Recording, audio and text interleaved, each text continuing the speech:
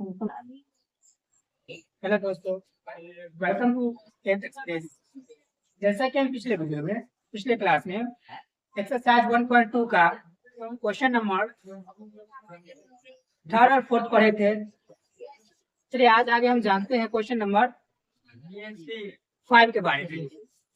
तो question number 5 हमारा बोल रहा है क्या कि जांच कीजिए कि किसी प्राकृतिक संख्या n के लिए संख्या 6 to the power n अंक 0 पर समाप्त होगा या नहीं। ठीक है, इस बात को जांच करना है। तो देखिए, कोई भी संख्या का पावर n हो तो अंक 0 पर समाप्त होगा यदि, इसको जानने से पहले एक बात को समझते हैं यहाँ पे कि यदि कोई संख्या a to the power n में a का अभाज्य गुणनखंड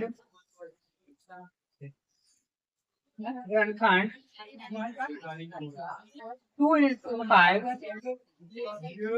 के रूप का हो तो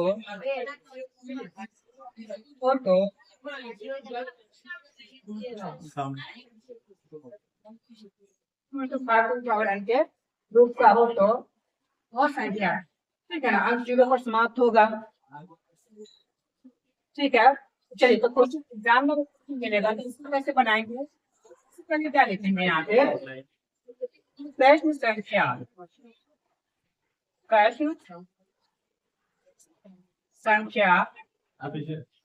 5 बताएं पहले भी, फिर बगल में क्या लिखेंगे, इसका हल लिखेंगे। चूंकि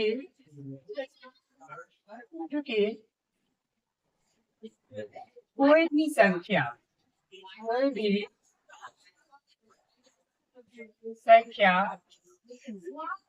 a to the power n अंक 0 पर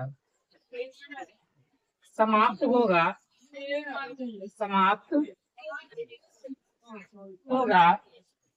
यदि a का अभाज्य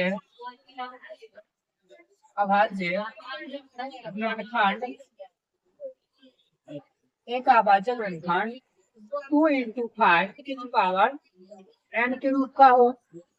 या इसके आगे कुछ भी हो सकता है और भी संख्या आएगा, 5 की पावर n के रूप का हो। ठीक है, तो यहाँ पर हम देखते हैं क्या कि चूंकि 6 to the power n में 6 का अभाज्य गुणनखंड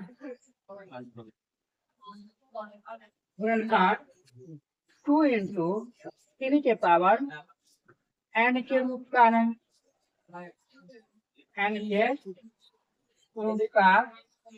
है, अतः कोई भी संख्या n के लिए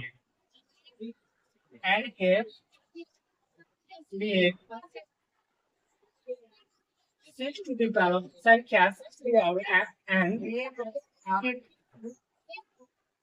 0 पर समाप्त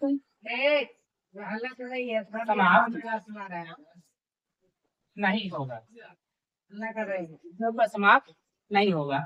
ठीक है, तो क्या है इसमें, तो चूंकि कोई भी संख्या a to the power n अंक 0 पर समाप्त होगा यदि a का अभाज्य गुणनखंड और 2 into 5 के पावर n क्यूब का हो, या इसमें और भी संख्या इसका फैक्टर होगा लेकिन 2 और 5 उसमें कंपल्सरी होना चाहिए।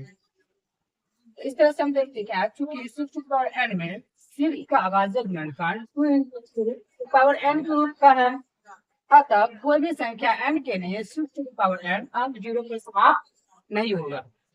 ये तो हमारा क्वेश्चन नंबर 5 समझ में आया होगा। चलिए आगे हम बढ़ते हैं, क्वेश्चन नंबर 6 नंबर देखते हैं।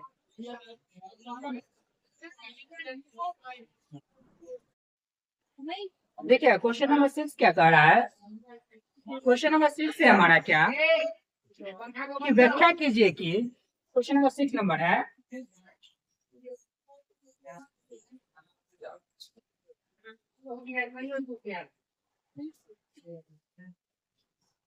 ठीक है।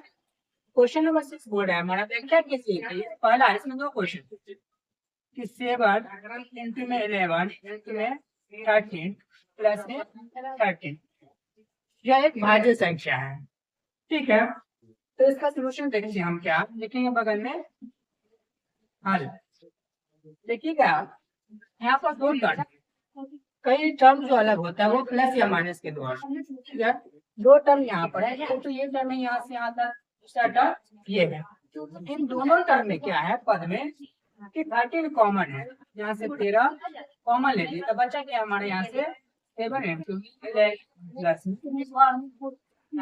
आ जाएगा 13 इंटू में 7 और प्लस में 1 तो क्या आ जाएगा 13 इंटू में 78।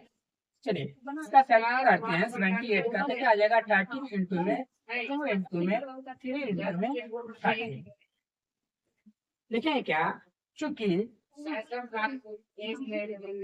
क्या लिखेंगे चूंकि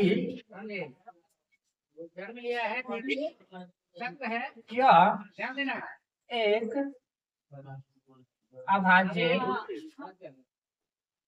अभाज्य संख्या इस प्रकार के से गुणनखंड 16 संस्कार होते हैं। गुणनखंड का का 16 संस्कार होते हैं। गुणनफल रूप है।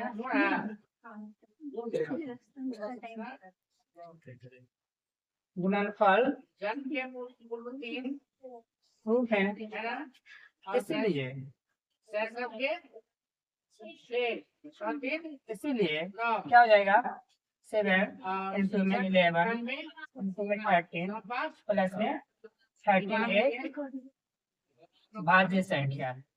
हो गया ना, 16 संस्कार भाज्य संख्या है। वैसे भाज्य संख्या किसे कहते हैं कि इसमें दो से अधिक गुणनखंड हो।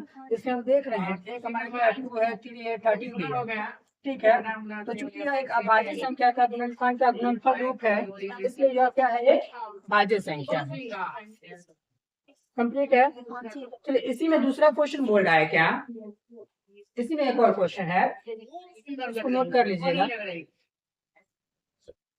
तो देखिएगा इसमें सेकंड नंबर क्वेश्चन क्या बोल रहा है 16 संस्कार है कि 7 16 इंटू में 6 इंटू में 5 इंटू में 4 इंटू में 3 इंटू में 2 इंटू में 1 और प्लस में 5 एक भाज्य संख्या है। इस बात को सिद्ध करना है।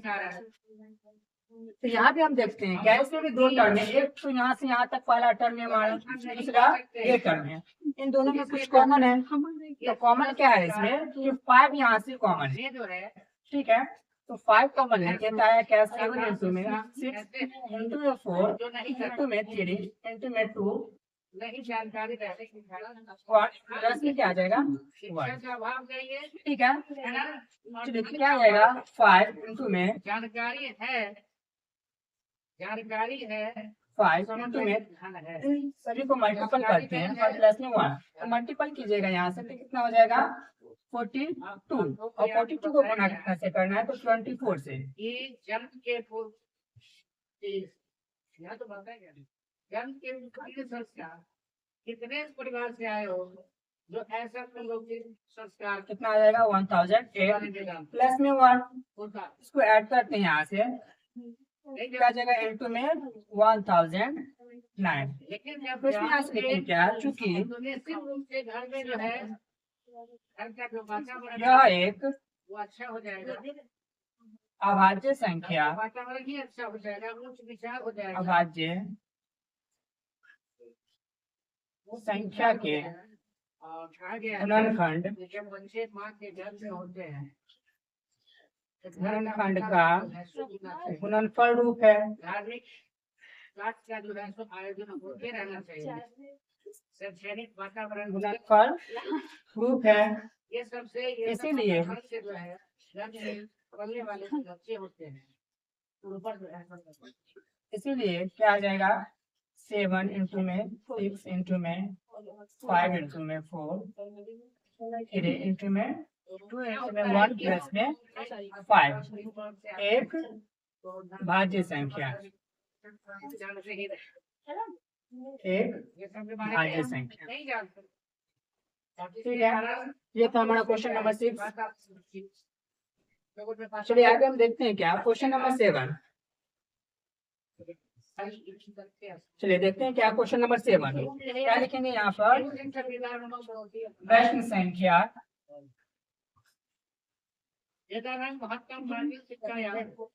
7। क्वेश्चन नंबर 7 कह रहा है क्या कि किसी खेल के मैदान के चारों ओर एक वृत्ताकार पथ है।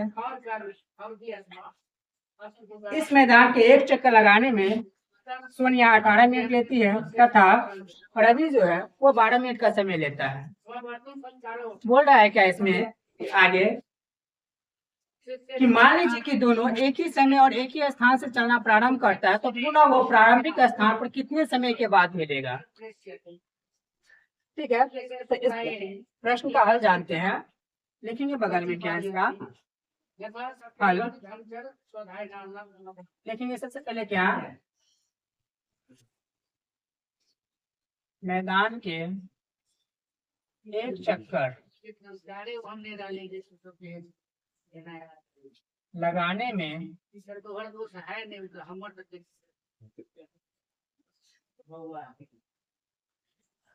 सोनिया द्वारा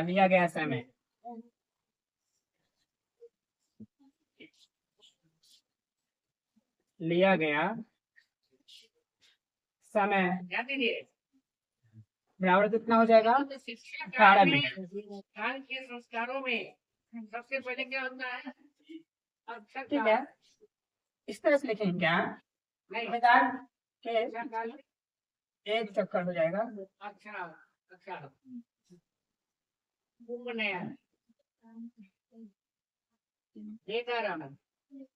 एक चक्कर लगाने में रवि द्वारा लिया गया समय बराबर कितना 12 मिनट। फिर आगे हम लिखेंगे क्या दोनों पुनः प्रारंभिक सिखाया गया स्थान पर उतना ही समय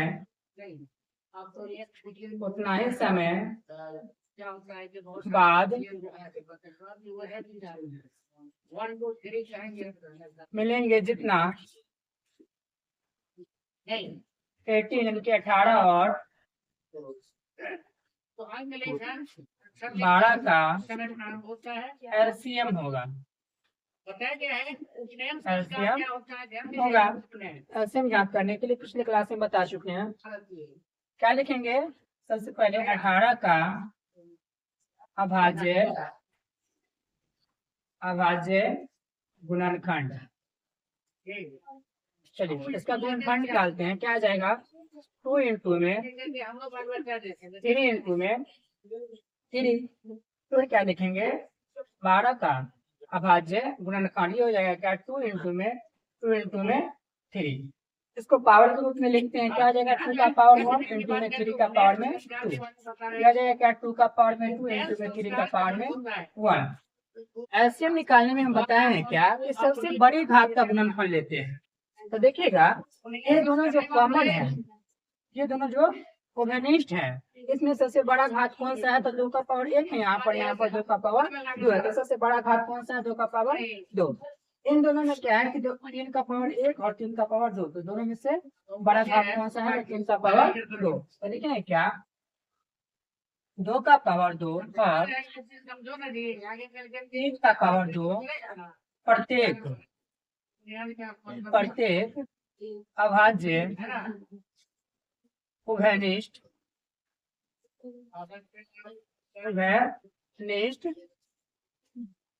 एम संख्या का अर्थ होता है गुणनखंड गुरु की सबसे बड़ी घातें, से घर ले देना। सबसे बड़ी वहाँ घातें के नियमों को पालन हैं। करते हुए अतः अध्ययन कर- कितना है 18 और ये नियम 12 का एलसीएम क्या हो जाएगा 2 का पावर में 2 और इंटू में 3 का पावर में 2। इसका मान आएगा 4, इसका मान आएगा कितना 9, बराबर कितना आ जाएगा 36। तो अंत में लिखेंगे क्या कि अतः है लेकिन या इसीलिए होता है दोनों पुनः चला आता है। प्रारंभिक लेकिन उस समय क्या था प्रारंभिक स्थान पर फ्रांसिस में प्रारंभिक स्थान पर गुरु द्वारा इस 36 मिनट बाद मिलेंगे। और शिक्षा को पूरी करने के बाद ही बाद मिलेंगे। एक नाम हमारा क्या है एक्सरसाइज 1.2 का कंप्लीट सॉल्यूशन। सभी क्वेश्चन के बारे में जाने हैं। अगले क्लास में हम पढ़ेंगे क्या 1.3 जिसमें क्या है कि सिद्ध कीजिए कि रूट 5 अपरिमेय संख्या है, रूट 3 अपरिमेय संख्या है। इन सब के बारे में पढ़ेंगे जिसका थ्योरम पहले जान चुके हैं। आप लोगों को क्लास अच्छा लगा होगा तो कमेंट में जरूर बताइएगा। Thank you, bye bye.